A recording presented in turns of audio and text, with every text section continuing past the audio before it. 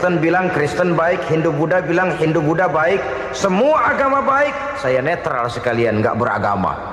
Yang penting saya percaya kepada Tuhan.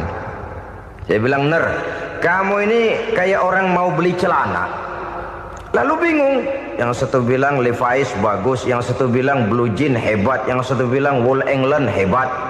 Celana ini hebat, celana itu bagus, celana ini hebat. Semua celana bagus, kamu bingung. Akhirnya netral, tidak pakai celana. Itu juga salah. Saya pikir-pikir, kemudian saya melihat bahwa dua pola berpikir Henner ini nampaknya sudah mulai menggejala di lingkungan masyarakat bangsa kita. Disadari atau tidak, secara jujur kita harus berkata, dua pola pemikiran Henner ini mulai berkembang di tengah masyarakat bangsa kita. Pertama, pola pikir materialisme. Hidup adalah dari tangan ke mulut. Masalah hidup tidak lebih masalah isi perut. Itu yang perlu dibela, dan disitulah arti kehidupan. Pergi pagi, pulang sore, peras keringat, banting tulang untuk mempertahankan perut. Kalau sudah kemari cara orang berpikir, maka buat apa percaya kepada yang gaib? Untuk apa sholat? Untuk apa puasa? Untuk apa zakat? Untuk apa menghadiri majelis taklim? Tanpa kepercayaan kepada yang gaib, hidup berjalan menurut alur empiris dan materialis. Kalau sudah ke sana cara orang berpikir, biasanya orang lalu cenderung menghalalkan segala cara. Hanyalah orang yang percaya bahwa akhirat ada. Hanyalah orang yang percaya bahwa alam kubur itu ada. Hanyalah orang yang percaya bahwa malaikat itu ada, hidupnya akan lebih terarah dan terkendali. Karena kepercayaan kepada yang gaib, yang merupakan fase daripada kehidupan setelah hidup yang sekarang ini, mewarnai gerak pribadi seseorang di dalam dia melakukan kegiatan hidupnya. Pola berpikir materialisme, disadari atau tidak, mulai menggejala di lingkungan masyarakat bangsa kita. Hidup tidak lebih dari urusan tangan ke mulut, mulut ke tangan, tangan ke mulut. Asal perut sudah kenyang, hiduplah sudah. Perkara bagaimana prospek hari yang akan datang, bagaimana akhirat, tidak jadi persoalan. Ini yang oleh Nabi diperingatkan, ad-dunya sijnul mu'min wa jannatul kafir. Dunia adalah penjara bagi orang beriman dan surga bagi orang kafir. Dulu di zaman Belanda hadis ini pernah disalah tafsirkan, disalah artikan, digunakan sebagai senjata untuk mengkebiri dan membuat impoten umat Islam. Sudahlah umat Islam gak usah macam-macam, kata Belanda. Dunia ini kan penjara buat orang Islam, surga buat orang kafir. Di penjara jangan bertingkah.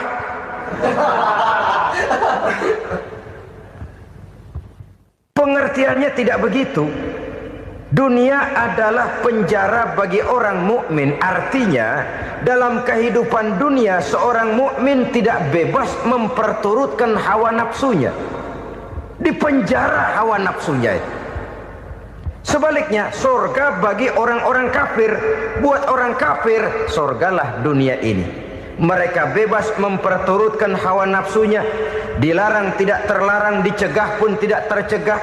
Mereka hidup menurut alur bisikan nafsu mereka sendiri. Kemudian bila ajal datang, maut merenggut nyawa, selesailah surganya sampai di situ. Maka bagi orang-orang yang tidak percaya kepada adanya akhirat, kepada adanya alam gaib, surganya sebatas umurnya. Sekali lagi, surganya sebatas umurnya. Bila umur selesai, ajal pun datang merenggut nyawa, selesailah sudah surganya sampai di situ. Alangkah pendeknya perjalanan orang-orang yang tidak percaya kepada alam gaib ini. Bagi kita mukmin, jikalau kita mampu memenjarakan hawa nafsu, kita bisa bahagia di dunia ini. Dan Islam memang tidak menyuruh kita sengsara di dunia. Raih dunia, kejar dunia, gapai dunia sebagai alat untuk mencapai kebahagiaan di akhirat nanti. Hidup adalah satu perjalanan panjang yang terbentang sejak kita terlahir dari alam rahim sampai kepada alam akhirat nanti. Andai kata kita gagal meraih kebahagiaan di dunia, toh kita masih punya akhirat. Tapi jangan jadi dalil yang melemahkan semangat. Biarin dah kita di dunia kebelangsak, yang penting akhirat. Akhirnya dunia benar-benar kebelangsak. Bagaimana dunia ini bisa kita raih, dan bagaimana meraih dunia untuk menunjang kepentingan akhirat nanti. Yang kedua, dari pikiran Heiner yang saya lihat menggejala di lingkungan masyarakat bangsa kita, timbulnya manusia-manusia netral. Seolah-olah Tuhan yes, agama no. Sama Tuhan percaya, agama ogah. Tuhan ngangguk, giliran agama godeng. Padahal hampir dalam setiap ayat dalam Quran, kata-kata amanu biasanya bergandeng dengan wa amilus sholihat, iman dan amal soleh. Ini sebagai isyarat Tuhan dan agama jangan pernah dipisah-pisah. Apabila kita bertuhan, maka kita harus beragama. Apabila kita beragama, maka agama itu harus bersumberkan dari Tuhan yang kita imani itu. Tidak mungkin kita pisah, Tuhan yes, agama no. Sama Tuhan percaya tapi agama bikin sendiri. Sembayangnya cukup bengong 2 jam madep ngulon.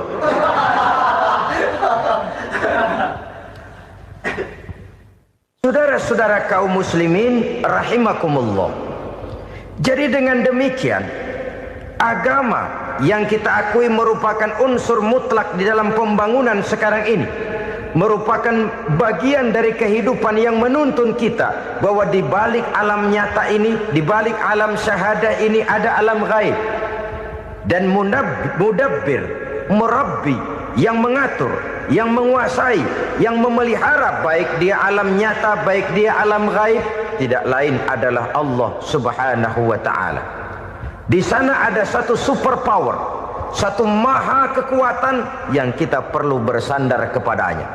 Sebagai makhluk nyata yang hidup di alam nyata, berbuatlah secara nyata sebagaimana harusnya kita berbuat. Karena Islam jelas bukan agamanya orang pemalas. Islam jelas bukan agamanya orang yang mengajarkan setelah selesai sholat boleh duduk, nggelenggem ayam-ayam, ndelohom, menghitung bintang di langit sambil menunggu keajaiban. Tidak. Islam adalah agama yang mengajarkan apabila sholat sudah selesai kamu kerjakan, bertebaranlah di permukaan bumi, cari karunia Tuhanmu. Jangan hidup berpangku tangan menunggu keajaiban, karena hidup bukan undian. Jangan berharap untung besar tanpa mau peras keringat. Tapi di sebalik itu toh kita juga harus yakin bahwa di sisi usaha nyata yang kita lakukan ada satu super power, satu maha kekuatan gaib yang menentukan berhasil dan tidaknya usaha kita. Kepercayaan kepada hal semacam inilah yang mendorong kita untuk mempunyai sandaran vertikal, agar jikalau usaha ini berhasil, kita tidak lupa diri dan lupa daratan. Jikalau usaha ini gagal, kita tidak putus asa dan buruk sangka, tidak cupik pandangan dan sempit hati, tapi mampu melihat persoalan dengan kacamata putih sambil husnuzon kepada Allah Subhanahu wa ta'ala. Kita percaya malaikat itu ada. Ada yang namanya raqib dan atid, mengawasi gerak hidup kita sampai kepada gerak hati kita. Ini memberikan sugesti agar kita berhati-hati, tidak sejengkal tanah pun kita bisa berlindung dari pengawasan raqib dan atid. Ada munkar nakir yang akan menyoal kita di alam kubur. Ada malaikat Malik, penjaga neraka. Ada malaikat Ridwan yang menjaga surga. Kita percaya kepada adanya jin, kita percaya kepada adanya setan, iblis. Percaya kepada adanya, bukan mempercayai si setan, si iblis lalu menjadikannya sebagai teman. Tidak. Percaya bahwa mereka itu ada dan merupakan makhluk Allah yang gaib, yang diciptakan Allah Azza wa Jalla. Kepercayaan kepada alam gaib memberikan motivasi terhadap gerak lahir manusia, sehingga dengan motivasi kepercayaan kepada yang gaib, gerak lahir jadi lebih terarah, jadi lebih terpelihara. Pernah seseorang bertanya, "Pak, apakah adanya akhirat bisa dibuktikan secara ilmiah? Saya bilang tidak bisa, tidak bisa. Kenapa? Karena yang berangkat nggak pernah pulang kembali lagi. Kalau dia pulang kemari bisa kita tanya bagaimana enak di sono. Cuma secara moral saya katakan, lebih beruntung orang yang percaya kepada akhirat daripada yang tidak. Sekarang saudara percaya akhirat ada, lalu saudara baik-baik di dunia, sholat, puasa, zakat, menolong orang lain, menebarkan kebajikan. Saudara mati, andai kata akhirat tidak ada, toh dalam hidup saudara sudah berbuat baik, paling tidak nama saudara akan dikenang sebagai orang baik. Sebaliknya, saudara percaya, kata saya, bahwa akhirat tidak ada, lalu hidup semau-maunya, tenggelam dalam maksiat dan munkarat, menentang Allah, tidak mau ruku dan sujud. Lalu saudara mati, kemudian akhirat ada. Ayo, mau apa? Bekal tidak punya. Jadi secara moral lebih beruntung orang yang percaya kepada adanya akhirat daripada yang tidak percaya. Dan itu alam gaib yang tidak bisa dibuktikan secara eksat. Jangankan untuk membuktikan seperti itu, dalam kehidupan sehari-hari saja yang kita rasakan tidak selalu berbentuk toh. Angin, bagaimana sih bentuknya angin? Kita tidak tahu. Merah, buktinya kalau dikerok merah. Yang merah itu kulit, yang kulit kita bukan anginnya. Sakit, rasa sakit itu ada, tapi bagaimana bentuk sakit kita nggak pernah tahu. Kalau kita makan cabai pedas, bagaimana bentuk pedas itu tidak ada, tapi rasa ada. Bentuk pedas hijau, cabainya bukan pedasnya. Tidak semua yang kita rasakan bisa kita gambarkan dalam bentuk yang konkret. Oleh karena itu, sekali lagi bahwa kepercayaan kepada alam yang gaib mampu memberikan satu sugesti yang menata kehidupan seseorang lebih lurus, lebih terarah, dan lebih terkendali. Maka wajar kalau kepercayaan kepada yang gaib mengantarkan seseorang untuk meraih kemenangan. Kenapa? Dia percaya kepada yang gaib, bahwa akhirat ada, bahwa alam kubur ada, bahwa pertanggungan jawab itu ada. Maka dia lalu tidak hidup saenae udele dewe, itu loh. Tidak hidup menurut seleranya sendiri, terarah, teratur. Ini cirinya yang pertama. Orang bertakwa yang akan meraih kemenangan, mereka beriman, mereka percaya kepada yang gaib. Bahkan hal-hal konkret saja selalu berangkat dari yang gaib.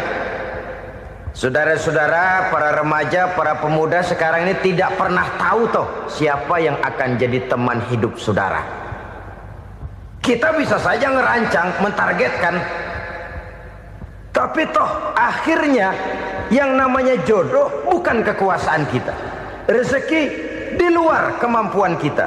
Begitu juga ajal, maut, jodoh, ajal adalah contoh-contoh konkret bahwa pada akhirnya yang gaiblah yang menentukan. Bertahun-tahun ngelancong, emang jodoh seret nggak jadi.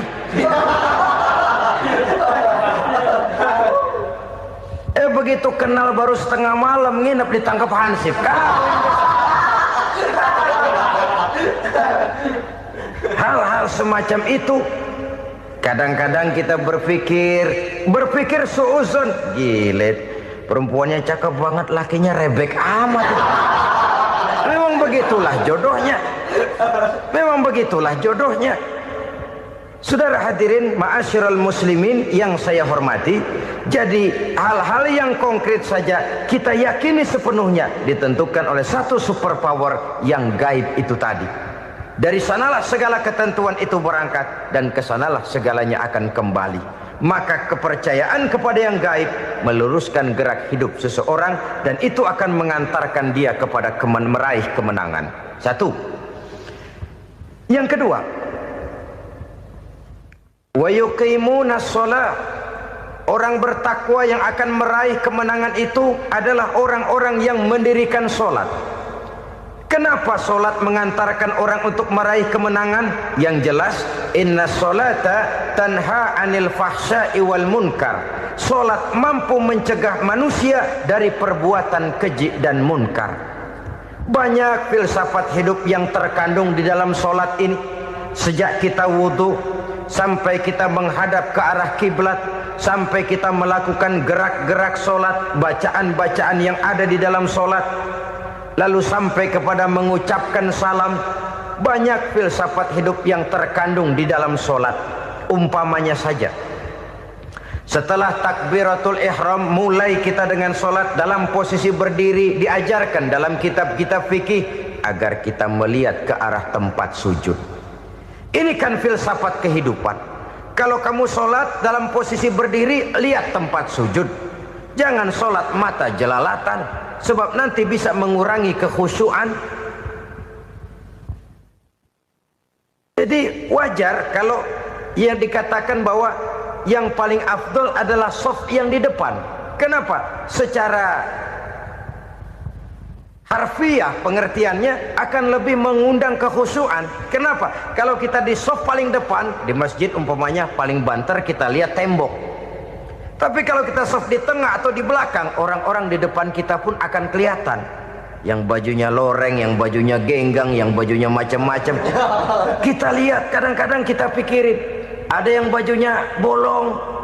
Kita sholat tapi dalam hati, nih orang bajunya robek yang nggak tahu apa. Ada saja hal-hal yang mengusik kekhusyuan kita. Oleh sebab itu diajarkan dalam posisi berdiri, lihat, arahkan pandangan matamu kepada tempat sujud. Ini kan filsafat kehidupan. Maksudnya apa? Kalau lagi diri, lihat dong tempat sujud. Kalau udah di atas, ingat dong sama yang bawah. Kalau sudah tinggi, ingat dong dari mana kamu berangkat. Kalau sudah berkuasa, bantu dong yang lemah. Kalau sudah kaya, santuni dong yang miskin. Kalau sudah alim, bimbing dong yang awam. Ini filsafat kehidupan. Dalam posisi berdiri, kau lihat tempat sujud. Ini akan melahirkan kepekaan sosial, di mana seseorang mau tahu kepada orang lainnya. Bagaimanapun kaya kita, tinggi pangkat dan jabatan kita, jikalau hidup hanya untuk kepentingan perut sendiri saja, rasanya belum membawa manfaat di dalam kehidupan kita. Tapi efek yang tertinggi sesungguhnya, solat mencegah manusia dari perbuatan keji dan munkar. Perbuatan keji dan munkar, walaupun kelihatannya mendatangkan uang, membawa keuntungan, tapi itu keuntungan semu, keuntungan sementara. Dengan menipu orang lain kita bisa dapat untung, tapi tidak membawa berkah. Dan itu adalah kerugian besar dalam kehidupan kita. Maka untuk meraih kemenangan, harus dimulai dengan membentuk kepribadian yang tegar, memiliki sandaran vertikal yang langsung kepada Allah Subhanahu wa ta'ala. Dan itu hanya bisa kita tempuh melalui jalur ibadah formal yang sudah ditentukan Allah, yakni solat yang 5 waktu. Untuk memperkuat itu, ada solat-solat sunnah, rawatib, nawafil, sebagai terminal-terminal kontrol cadangan untuk memelihara stabilitas temperatur batin di dalam kita berhubungan dengan zat yang maha gaib, yaitu Allah Subhanahu wa ta'ala. Orang sering bertanya, Pak, itu tetangga saya nggak sholat, duitnya nggak habis-habis, Pak. Nggak sholat tapi mobilnya tambah terus. Nggak sholat tapi usahanya makin maju. Tapi di sisi lain ada orang yang rajin sholat, rezekinya butak bener. Anaknya mana kurus, mana korengan. Saudara hadirin ma'asyiral muslimin rahimakumullah. Harus saya katakan bahwa solat memang bukan untuk cari duit. Solat adalah sandaran vertikal kita kepada Allah. Sedangkan soal rezeki itu berkaitan dengan sifat Allah Maha Pengasih dan Maha Penyayang. Allah Maha Pengasih, siapapun dikasih kalau mau usaha. Allah Maha Penyayang, tidak semua orang disayang oleh Allah Azza wa Jalla. Dan belum tentu banyak harta itu merupakan nikmat. Mungkin juga istidraj, Artinya istidraj itu dikasih tapi diambulin, kalau bahasa Betawinya itu. Dikasih tapi diambulin, itu bukan merupakan nikmat sesungguhnya, lebih merupakan azab dari Allah Subhanahu wa ta'ala.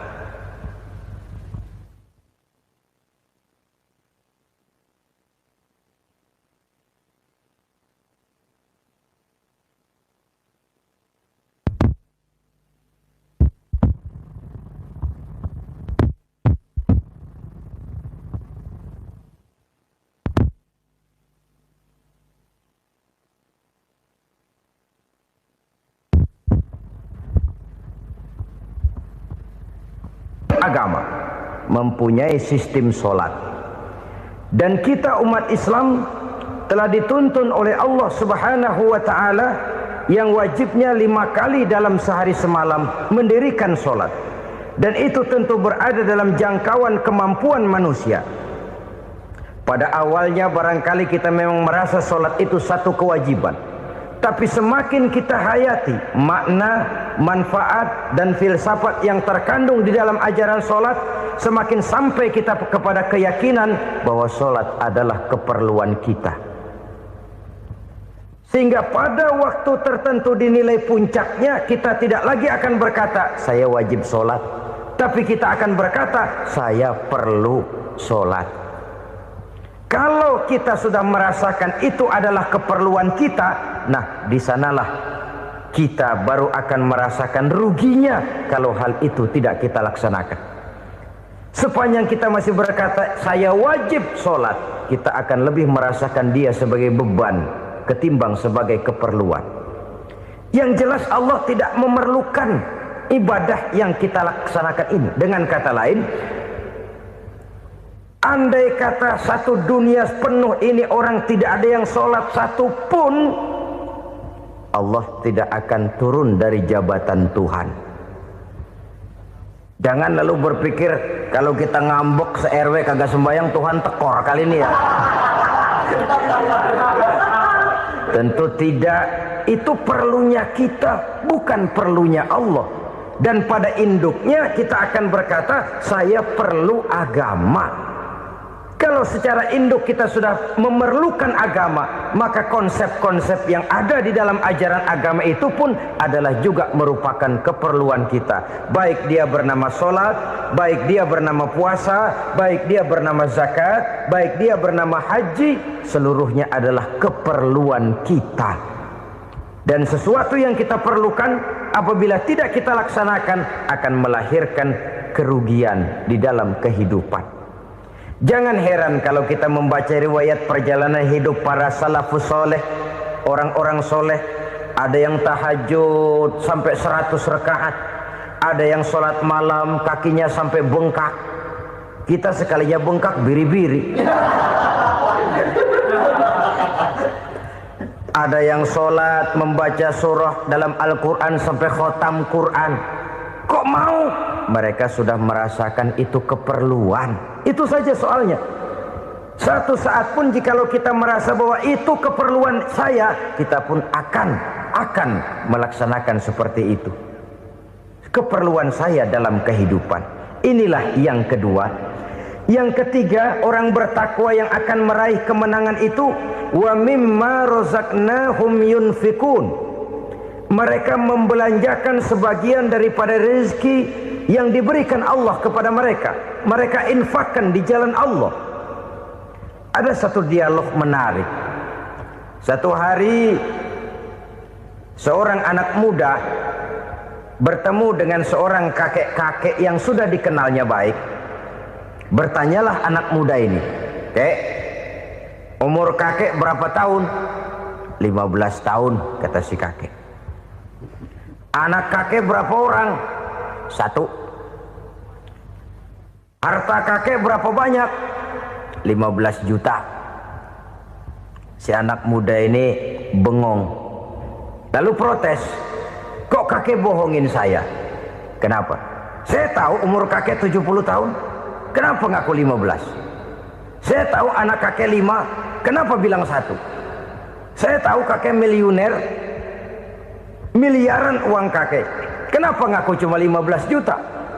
Begini kata si kakek tadi, benar umur saya 70 tahun, tapi dari umur yang 70 tahun itu baru 15 tahun terakhir ini saya merasakan ibadah kepada Allah, meninggalkan maksiat, jauh dari segala macam munkarat. Maka yang 15 tahun inilah yang benar-benar saya rasakan sebagai umur saya. Benar anak saya 5, tapi yang 4 susah diatur. Cuman 1 rasanya nih yang bakal jadi si buah hati, belahan jantung, pelanjut cerita penerus sejarah. Cuma 1 ini yang saya harapkan, yang akan jadi anak soleh, yang akan membuat saya menerima pensiunan pahala. Kalau yang 4 apek dah, nggak ada harapan. Yang 1 nyekek botol melulu. Oh begitu, iya. Lalu kenapa kakek bilang harta kakek cuma 15 juta padahal saya tahu kakek uangnya miliaran, depositonya banyak? Ya karena 15 juta itulah yang saya ingat yang pernah saya belanjakan di jalan Allah. Saya merasa itulah harta saya yang sebenarnya. Yang miliaran yang saya simpan di bank kelak, kalau satu saat saya mati, akan jadi rebutan di antara anak-anak saya. Iya kalau anak saya soleh kayak yang 1 ini. Kalau yang 4 tadi udah tulen dia bakal berantem dah berebut tuh. Jadi 15 juta yang saya belanjakan di jalan Allah inilah yang saya merasakan benar-benar harta saya yang sesungguhnya. Dialog ini patut menjadi bahan renungan kita bersama. Diberikan kita umur 40, 50, 60, 70, 80. Berapa tahun dari umur yang diberikan itu yang jalan mulus, yang kita gunakan untuk melaksanakan ibadah? Banyak harta kita simpan di bank, di lemari, di dompet, di tas. Tapi berapa yang sudah kita depositokan di jalan Allah yang akan menemani kita di hari kita kembali nanti? Maka orang bertakwa yang akan meraih kemenangan, wa mimma razaqnahum yunfikun, mereka membelanjakan sebagian dari rezeki yang diberikan Allah di jalan Allah subhanahu wa ta'ala. Ma'asyiral muslimin rahimakumullah.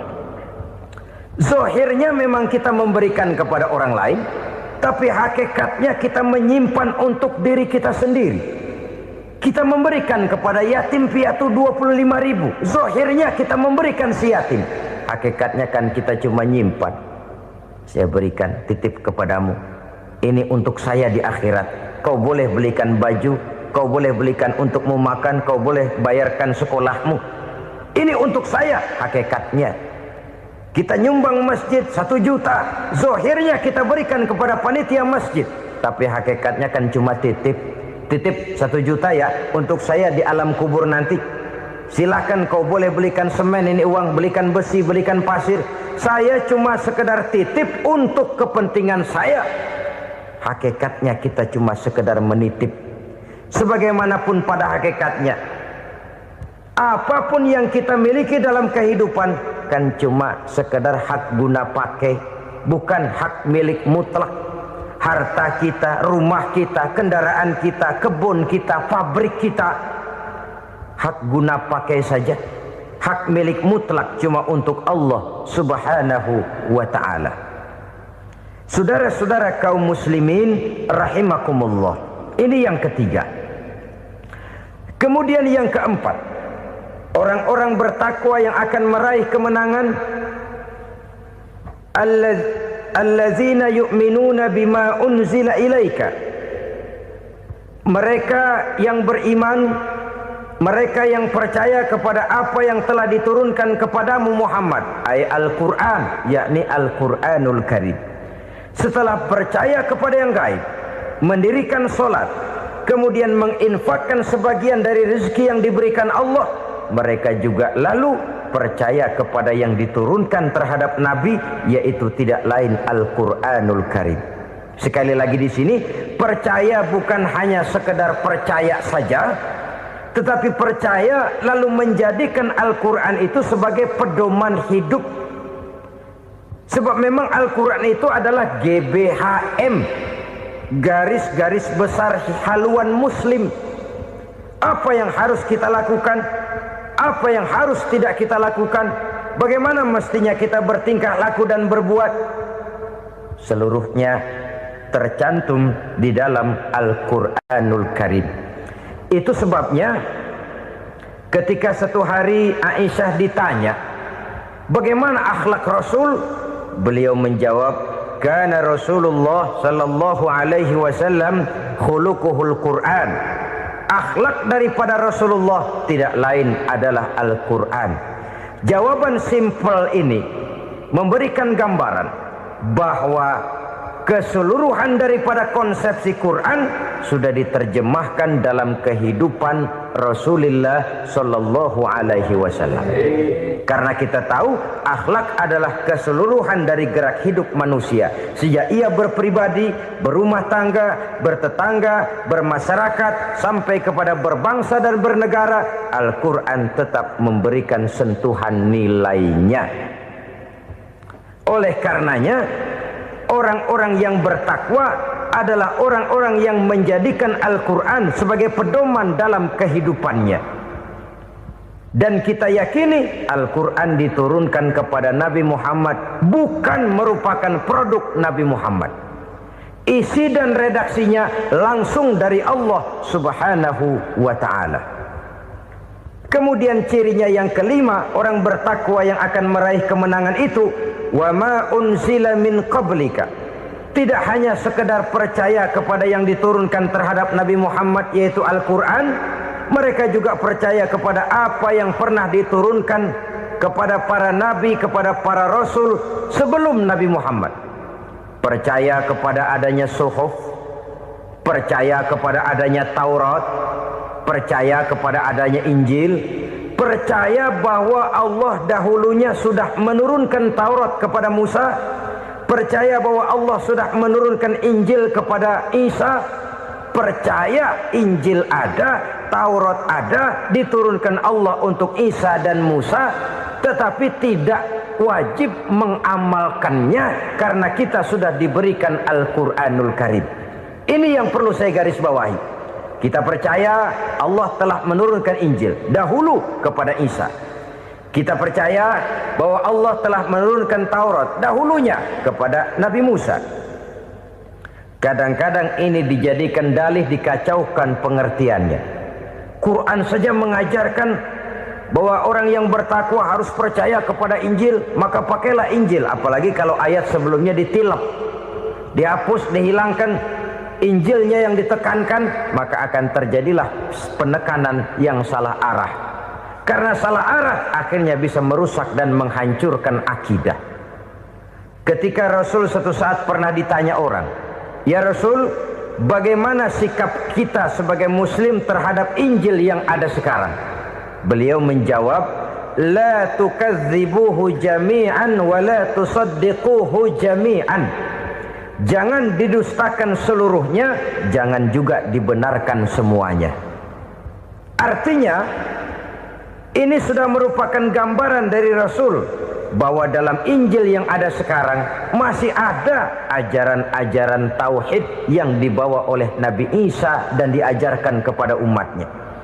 Tapi juga dalam Injil yang sekarang ini sudah terkena intervensi dan investasi manusiawi. Karena itu Rasul menyimpulkan, la tukadzibuhu jami'an wa la tusaddiquhu jami'an. Jangan didustakan semua, jangan dibenarkan seluruhnya. Kita memang percaya Allah telah menurunkan Injil kepada Nabi Isa dulu, tapi kita tidak wajib mengamalkan Injil. Kita percaya Allah telah menurunkan Taurat kepada Nabi Musa, tapi kita tidak wajib mengamalkan kitab ajaran Taurat. Yang wajib kita percayai dan kita amalkan hanyalah Al-Quranul Karim. Kenapa? Oleh karena baik yang ada di dalam Taurat, baik yang ada di dalam Injil, tentu tercakup di dalam Al-Quran sebagai kitab terakhir yang diturunkan oleh Allah Subhanahu wa ta'ala. Dan itu wajar. Kalau seorang pejabat mau mengeluarkan satu keputusan baru, tentu dia harus meninjau keputusan-keputusan lama. Andai kata dianggap tidak berlaku, dianggap tidak relevan lagi, maka keputusan-keputusan lama itu tentu sudah dianggap tidak berlaku. Sebagian daripada aturan-aturan dalam keputusan lama yang masih dianggap relevan tercantum dalam keputusan baru yang wajib diamalkan. Begitulah hubungannya antara Al-Quran, Taurat, Zabur, dan Injil. 4 kitab samawi yang diturunkan Allah masing-masing kepada Zabur untuk Nabi Daud, Taurat untuk Nabi Musa, dan Injil untuk Nabi Isa alaihi wassalatu wassalam. Ketiga-tiga kitab itu kita percayai adanya. Kita yakini Allah telah menurunkan Zabur, Taurat, dan Injil. Tapi kita tidak wajib mengamalkannya. Yang wajib kita mengamalkannya sekarang ini tidak lain hanyalah Al-Quranul Karim saja. Karena ia mencakup apa yang ada di dalam Zabur, apa yang ada di dalam Taurat, dan apa yang ada di dalam Injil. Keotentikannya bisa dipertanggungjawabkan. Ya, tapi kan Nabi Muhammad sudah mati 14 abad yang lalu. Dan di zaman beliau Al-Quran kan belum dikodifikasikan, belum ditulis. Bagaimana keotentikannya bisa dipertanggungjawabkan? Mudah saja. Allah berjanji, inna nahnu nazzalna dzikra wa inna lahu lahafizun. Kami yang menurunkan Al-Quran dan kami yang akan menjaga dan memeliharanya. Allah turunkan Quran, Allah menjaganya. Bagaimana cara Allah menjaga Al-Quran itu? Banyaknya orang-orang yang hafaz Al-Quran. Hafaz Al-Quran 30 juz, 114 surah, 6.666 ayat. Sehingga jangankan satu kata, jangankan satu ayat, satu kalimat saja berubah sudah akan timbul reaksi dan mudah dimengerti. Kenapa? Banyak orang-orang yang hafaz Al-Quran. Sedangkan pada setiap akhir tahun biasanya malaikat Jibril selalu mengadakan checking terhadap ayat-ayat yang diturunkan pada waktu itu. Di zaman Nabi sendiri sudah ada usaha kodifikasi. Dan yang lebih luar biasa lagi, sampai hari ini tidak seorang pun mampu membuat satu ayat saja semacam Al-Quran. Ke bahasa manapun dia diterjemahkan, naskah aslinya tetap ikut. Rujukan dasarnya tetap ada.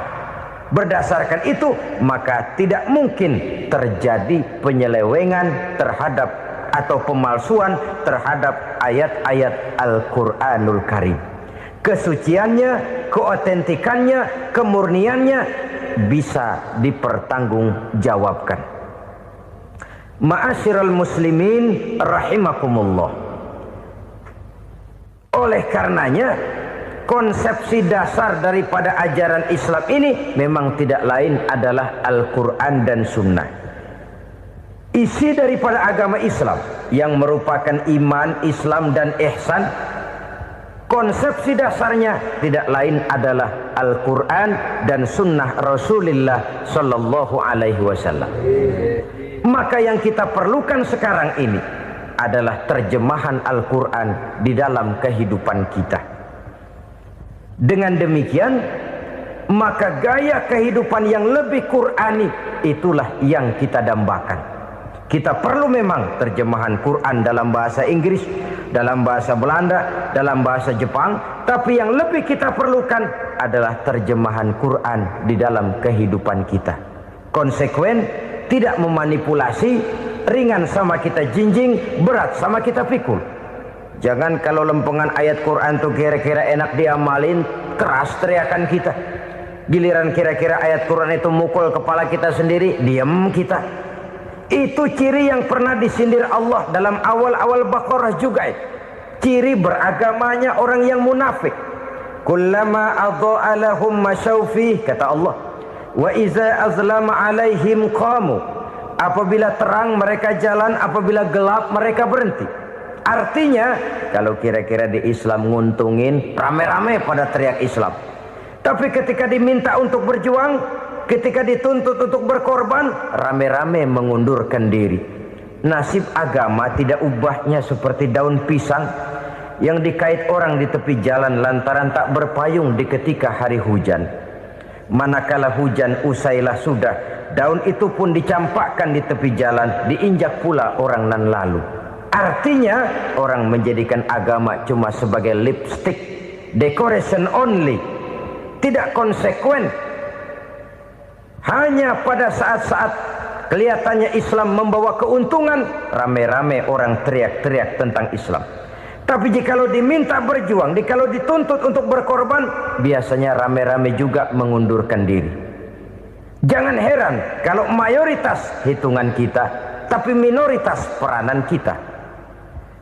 Kuantitas kita dalam jumlah, tapi dalam kualitas kita lebih sering jadi penonton daripada jadi pemain. Padahal itu sangat tidak boleh terjadi. Umat Islam di Indonesia harus bangkit. Umat Islam di Indonesia harus sadar akan keberadaannya.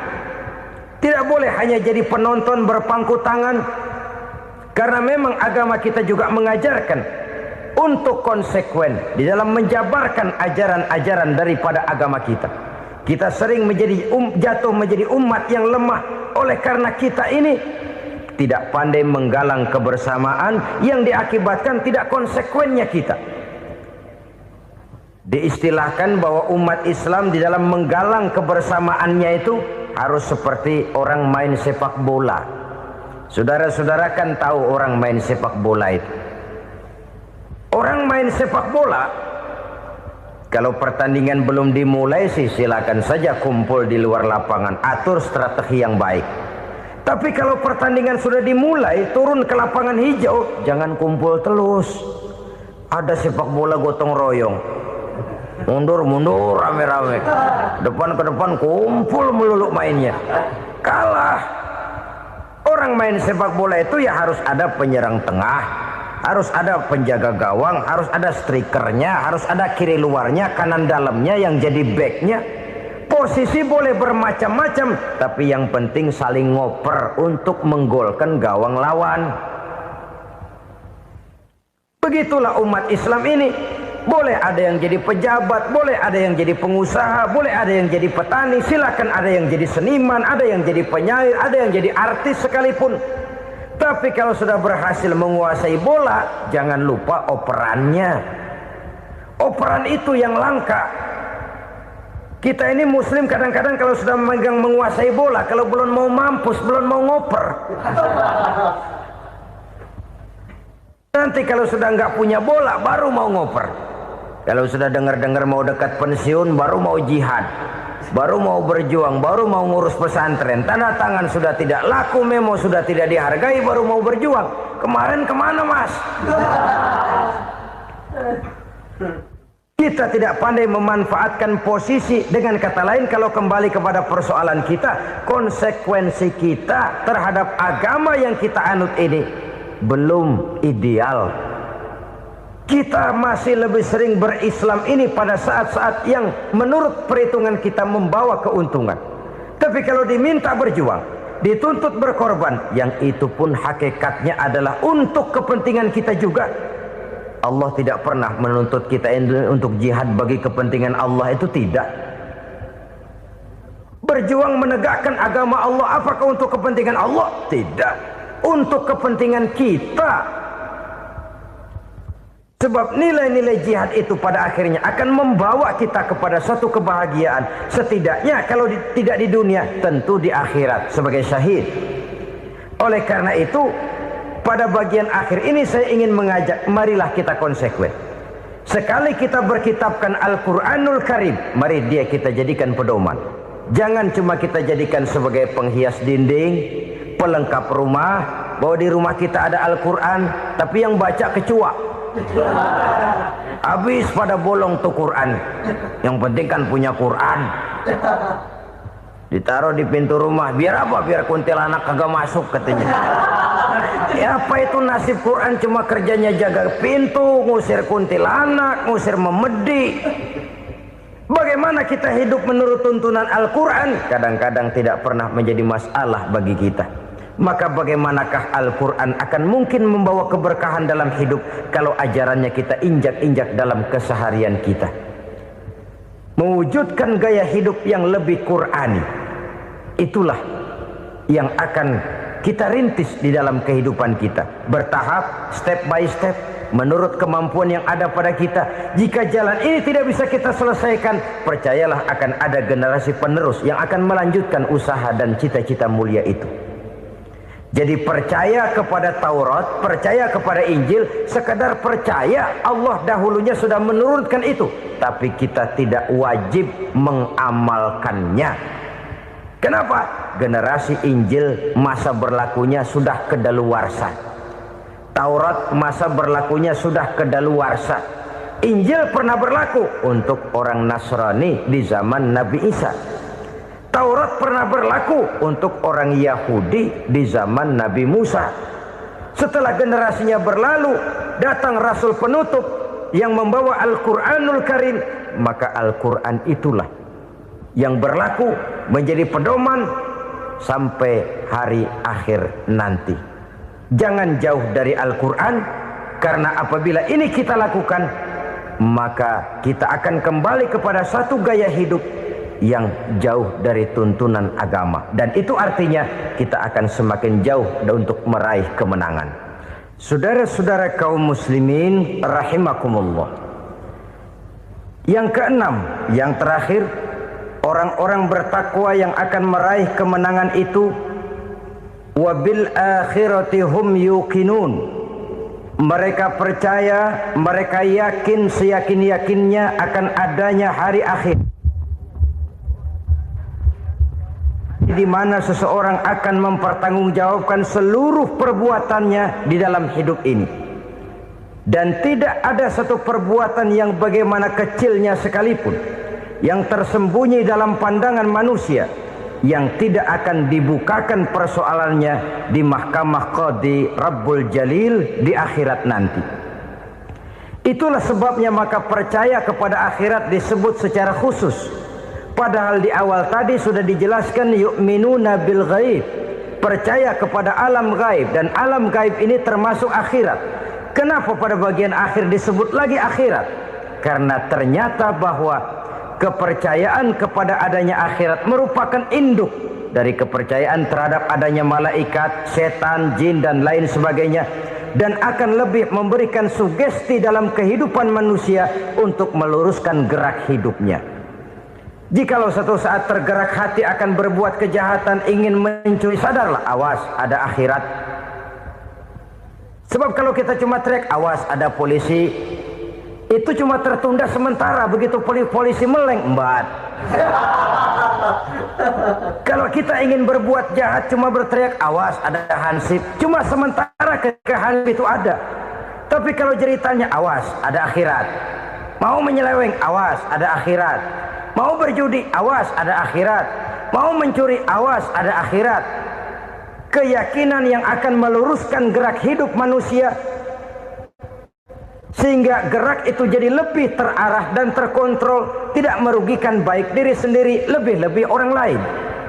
Ternyata bahwa kepercayaan kepadanya adanya hari akhirat sanggup menjadi sumber daya kontrol dari kehidupan manusia, sehingga ia tidak terjebak dalam perbuatan maksiat dan munkarat. Saudara-saudara kaum muslimin, inilah saja yang kita bicarakan pada pertemuan kali ini. Semoga Allah subhanahu wa ta'ala memberikan kekuatan zahir dan batin kepada kita untuk dapat meraih kemenangan dengan beriman kepada yang gaib, mendirikan solat, membelanjakan sebagian dari rezeki yang diberikan Allah, percaya kepada Al-Quran, beriman kepada kitab-kitab yang diturunkan sebelum Al-Quran, lalu meyakini adanya hari akhirat. Apabila datang kematian menimpa seseorang, datanglah kiamat baginya. Itu yang disebut dengan kiamat kecil. Hakikatnya mati adalah perpindahan dari kehidupan di dunia ini menuju kehidupan di alam barzakh.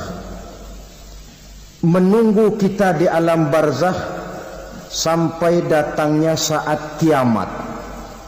Entah 10 tahun, entah 100 tahun, entah 1000 tahun, hanya Allah saja yang maha tahu. Adapun orang-orang beriman, yang melakukan amal kebajikan dalam kehidupan di dunia ini, masa penantian yang lama di alam barzakh buat mereka sebentar saja. Tetapi bagi orang-orang kafir yang ingkar, yang tidak beriman kepada Allah, yang hidup di dunia cuma menumpuk-numpuk dosa, tentu penantian di alam barzakh akan merupakan waktu yang sangat lama. Bukankah dalam kehidupan kita waktu itu memang relatif? Contoh misalnya, bagi pemuda-pemudi yang sedang duduk asyik memadu cinta,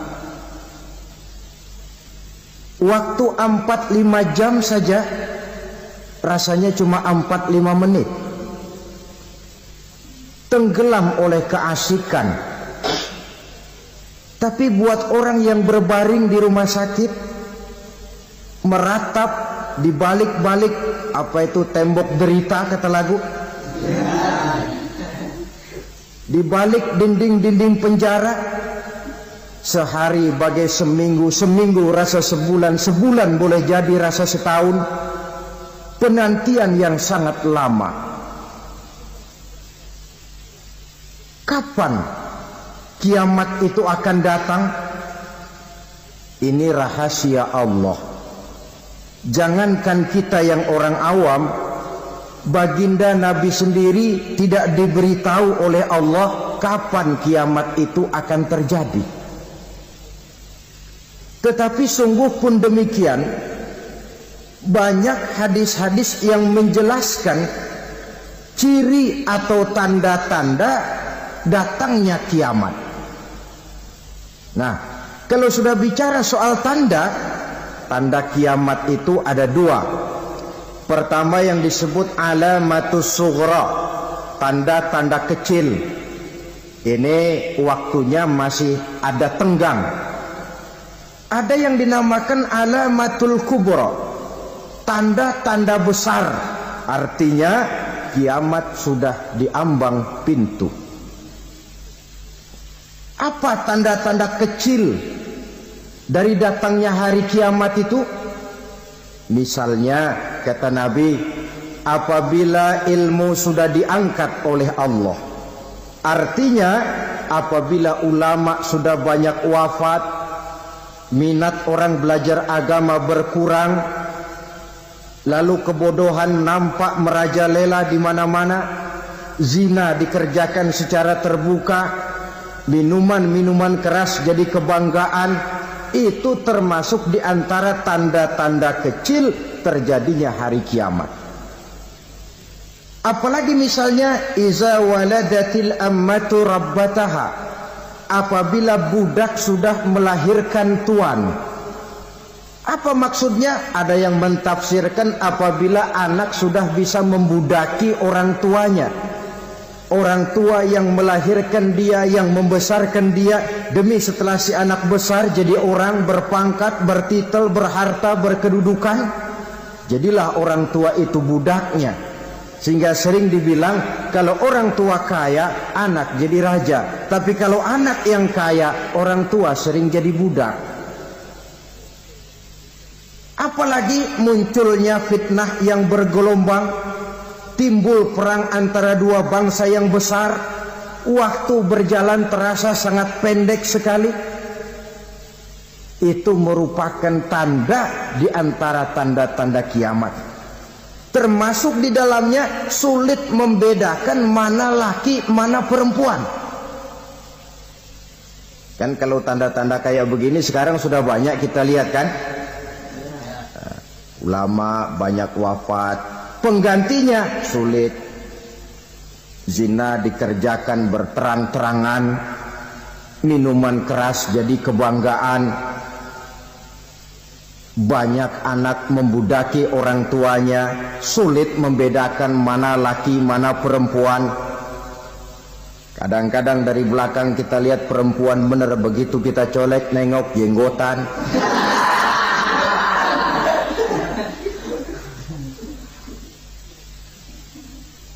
Ini termasuk tanda-tanda kecil. masih ada tenggang sampai akan terjadinya kiamat itu. Nah, yang dimaksud dengan tanda-tanda besar, ini tanda besar artinya kiamat sudah di ambang pintu. Pertama, matahari terbit dari sebelah barat. Apabila matahari sudah terbit dari arah sebelah barat, tertutuplah sudah pintu taubat. Bersabda Nabi kita, la taqumus sa'atu hatta tatlu'a syamsu min maghribiha. Tidak akan datang hari kiamat sampai matahari terbit dari arah sebelah barat. Fa iza tala'at, manakala matahari telah terbit dari arah sebelah barat, wa ra'ahan nasu, manusia banyak menyaksikan itu, amanu ajma'un, mereka pun lalu beriman. Yang tadinya kafir, yang tadinya ingkar, yang tadinya membangkang, setelah melihat matahari terbit dari sebelah barat, buru-buru beriman, berlomba-lomba mengucap 2 kalimat syahadat. Tapi apa yang terjadi? Kata Nabi, wadzalika hina la yanfa'u nafsan imanuha lam takun amanat min qabl. Hari itu adalah hari yang iman sudah tidak berguna lagi bagi seseorang apabila sebelumnya memang dia tidak pernah beriman. Au kasabat fi imaniha khaira, atau beriman tetapi tidak pernah melakukan kebajikan di dalam keimanannya itu.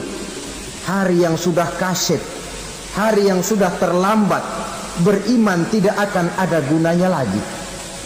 Ini pelajaran buat kita.